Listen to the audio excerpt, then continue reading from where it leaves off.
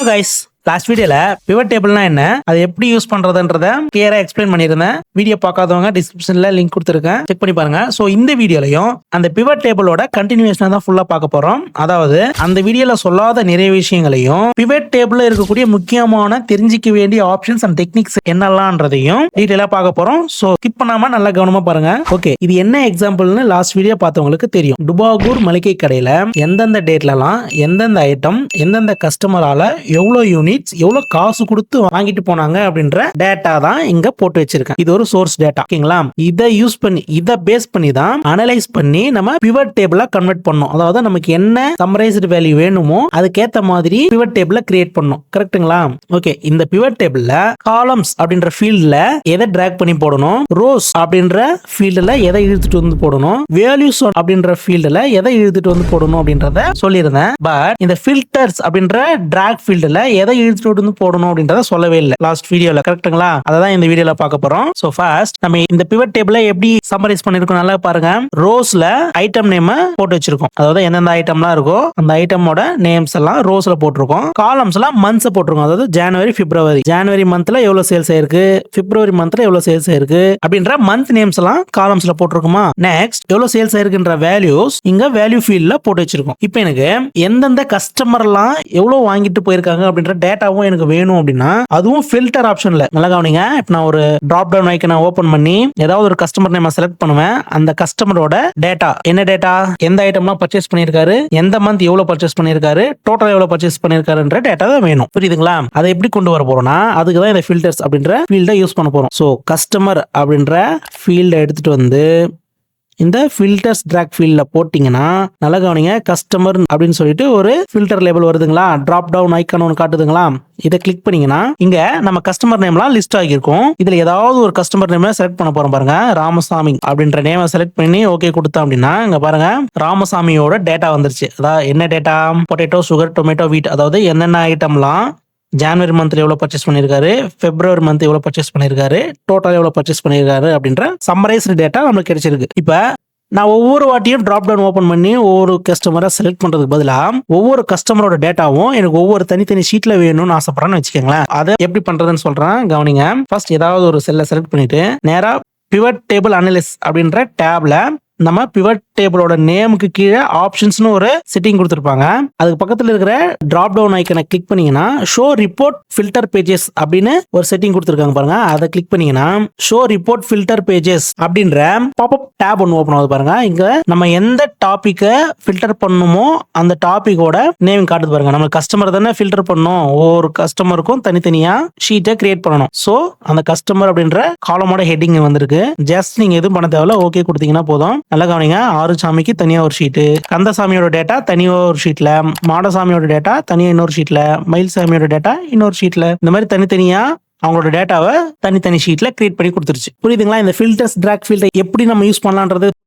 Okay, அடுத்து இந்த pivot டேபிள நல்லா கவனிங்க. காலம் லேபிள்ஸ், ரோ லேபிள்ஸ் அப்படின்னு ரெண்டு லேபிள், ஃபில்டர் லேபிள் டிஃபால்ட்டாவே இங்க எனேபிள் ஆகி ஷோ ஆகுது. இது எதுக்கு அப்படின்னு கேட்டீங்கன்னா இப்போ காலம்ல என்னென்ன ஃபீல்டு இருக்கு, ஜனவரி, பிப்ரவரி அப்படின்னு சொல்லிட்டு மந்தோட ஃபீல்டுலாம் இருக்கு. எனக்கு ஜனவரி மட்டும் வேண்டும் அப்படின்னா செலக்ட் ஆல் இருக்கிறத டீசெலக்ட் பண்ணிட்டு ஜஸ்ட் ஜனவரின்றதை செலக்ட் பண்ணி ஓகே கொடுத்தீங்கன்னா பாருங்க ஜனவரி மந்தோடது மட்டும் காட்டுதுங்களா. எல்லாமே வேண்டும் அப்படின்னா செலக்ட் ஆல் கொடுத்துட்டு ஜஸ்ட் ஓகே கொடுத்தீங்கன்னா இருக்கிற மந்த் எல்லாம் வந்துருச்சு. சேம் அதே மாதிரி ரோ லேபிள்ஸ்லயும் டிராப் டவுன் ஐக்கனை கிளிக் பண்ணீங்கன்னா டிஃபால்ட்டா செலக்ட் ஆல் இருக்கு, அதை அன்செலக்ட் பண்ணிட்டு எனக்கு பர்டிகுலரா ஏதாவது ஒரு ஐட்டம் மட்டும் வேணும் அப்படின்னா இப்போ ரைஸ் மட்டும் வேணும்னு வச்சுக்கோங்களேன். ரைஸை செலக்ட் பண்ணிட்டு ஓகே கொடுக்குறேன். ரைஸோட டீடைல் ஜனவரி மந்த் மட்டும் எவ்வளோன்றது காட்டுது. சாரி, ஜனவரி மந்த் மட்டும் தான் ரைஸ் சேல்ஸ் ஆயிருக்கு. ஸோ ஜனவரி மட்டும் தான் காட்டுது. நெக்ஸ்ட் ஃபில்டர் எதுவும் இல்லாம ஆல்ல கொடுத்துக்கலாம்.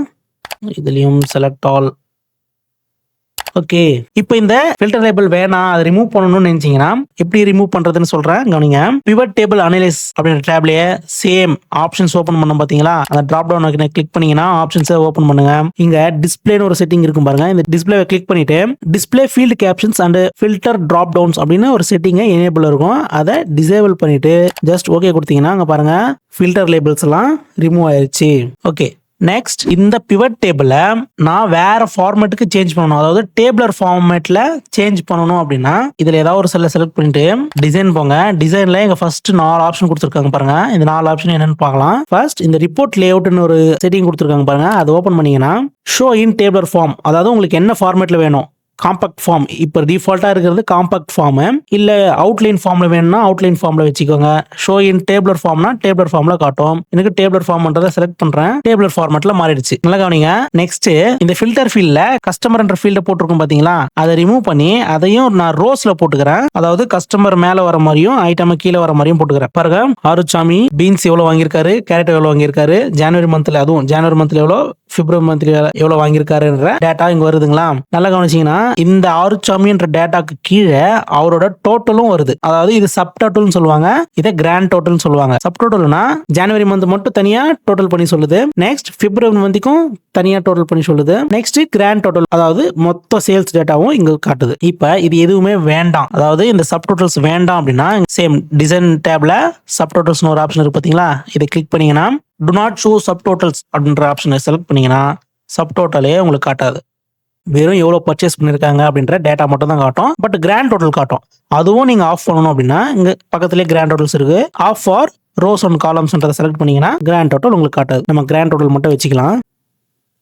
ஆன் கொடுத்தீங்கன்னா ஆன் ஆயிடும். நெக்ஸ்ட் இதுலயே இந்த ரிப்போர்ட் லேட்லயே பாருங்க, இப்போ ஆறுசாமி அப்படின்ற நேம் ஒரே ஒரு செல்லுல மட்டும் தான் ஃபில் ஆயிருக்கு, கீழே பிளாங்கா இருக்கு. பட் இது ரெண்டுமே, இந்த 2 ரூவுமே ஆறுசாமியோட டேட்டா தானே. ஸோ இங்கேயும் ஆறுசாமின்றத ஃபில் ஆகணும் அப்படின்னா டைப் பண்ண தேவையில்ல. அதுக்கு பதிலாக ரிப்போர்ட் லேஅவுட்லயே போனீங்கன்னா ரிப்பீட் ஆல் ஐட்டம் லேபிள்ஸ் அப்படின்ற ஒரு ஆப்ஷன் இருக்கு பாத்தீங்களா, இதை செலக்ட் பண்ணீங்கன்னா பாருங்க எம்டியா இருக்கிறதெல்லாம் அவங்களோட நேம் ஃபில் ஆகுது. இப்போ குப்புசாமி அப்படின்னா குப்புசாமியோட ரோக்கள் எல்லாமே குப்புசாமி என்ற நேம் ஃபில் ஆயிருக்கு. புரியுதுங்களா?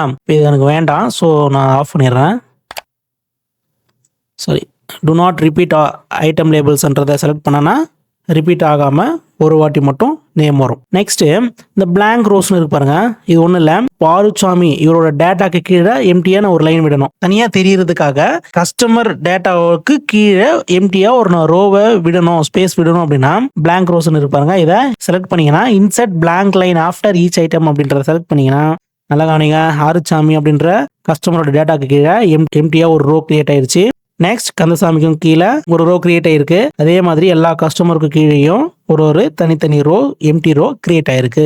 இது சிம்பிளா வேண்டாம் அப்படின்னா ரிமூவ் பிளாங்க் லைன் கொடுத்தீங்கன்னா ரிமூவ் ஆயிடும். நெக்ஸ்ட் இங்க பாருங்க, ஜனவரி மந்த், பிப்ரவரி மந்த் கிராண்ட் டோட்டல் எல்லாம் ஓகே, நமக்கு தெரியும் இதெல்லாம் கரன்சி, அதாவது காசு அப்படின்னு நம்மளுக்கு தெரியும். புதுசா யாராவது உங்க மேனேஜர் புதுசா இதை பாக்குறாரு அப்படின்னா இது என்னடா நம்பர் ஃபார்மேட்ல இருக்கு, இது நான் என்னன்றா எடுத்துக்கிறது, கரன்சி எடுத்துக்கவா, நம்பர்னு எடுத்துக்கவா, டேட்னு எடுத்துக்கவா அப்படின்னு கன்ஃபியூஸ் ஆகாம இருக்கணும்னா இந்த நம்பர் ஃபார்மேட்டை நம்ம கரன்சி ஃபார்மேட்ல மாத்தணும். அது எப்படி மாத்துறதுன்னா நேரா எங்க வேல்யூ ஃபீல்ட்ல கிளிக் பண்ணீங்கன்னா வேல்யூ ஃபீல்ட் செட்டிங்ஸ் அப்படின்னு ஒரு ஆப்ஷன் காட்டும்.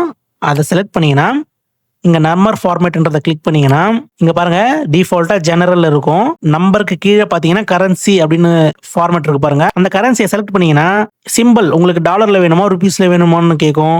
டெசிமல் எத்தனை டெசிமல் வேணும்ன்றது கேட்கும். டெசிமல் நம்ம 2 இருக்கு, நம்ம 0 வச்சுக்கலாம். சிம்பிள் ருபீஸ்லேயே இருக்கட்டும். உங்களுக்கு டாலரில் வேணும்னா டாலர் இருக்கிற எல்லா சிம்பிளும் இங்கே கொடுத்துருக்காங்க. உங்களுக்கு எந்த சிம்பிள் வேணுமோ அந்த சிம்பிளை செலக்ட் பண்ணிட்டு ஜஸ்ட் ஓகே கொடுத்துட்டு இங்கேயும் ஓகே கொடுத்தீங்கன்னா நல்லா கவனிங்க, நம்பரா இருந்தது எல்லாமே காசா மாறிடுச்சு. ஓகே, நெக்ஸ்ட் இப்போ இந்த பிவட் டேபிளை கிரியேட் பண்றதுக்கு முன்னாடி, அதாவது நம்ம இன்செர்ட் டேப்ல பிவட் டேபிள செலக்ட் பண்ண உடனே நம்ம கிட்ட போன வீடியோல என்ன கேட்டுச்சு, 2 கேள்வி கேட்டுச்சு. எக்ஸல் உன்னோட சோர்ஸ் டேட்டா எங்க இருக்கு அதை செலக்ட் பண்ணிட்டியான்னு கேட்டுச்சு. ரெண்டாவது, கிரியேட் பண்ண போற பிவட் டேபிள் எக்ஸிஸ்டிங் ஷீட்லயே வேணுமா, அதாவது இந்த ஒர்க் ஷீட்லயே வேணுமா, இல்ல நியூவா ஒரு ஒர்க் ஷீட்டை கிரியேட் பண்ணி அதுல கொடுத்துமான்னு கேட்டுச்சு. நம்ம என்ன கொடுத்தோம், எக்ஸிஸ்டிங் ஒர்க் ஷீட் எனக்கு இந்த லொகேஷன்ல தான் வேணும்ன்றதை செலக்ட் பண்ணி ஓகே கொடுத்தோம். இப்போ எனக்கு இந்த ஒர்க் ஷீட்ல வேணா, எனக்கு புது ஒர்க் ஷீட்ல மாத்து அப்படின்னா மாத்துமான்னு கேட்டீங்கன்னா எஸ், இப்பயும் மாத்தும். சிம்பிளா ஏதாவது ஒரு செல்லை செலக்ட் பண்ணிட்டு பிவட் டேபிள் அனலைஸ் அப்படின்ற டேப்லயே இங்க ஆக்ஷன்ஸ் அப்படின்ற குரூப்ல பாருங்க செலக்ட்னு ஒரு ஆப்ஷன் இருக்கும்.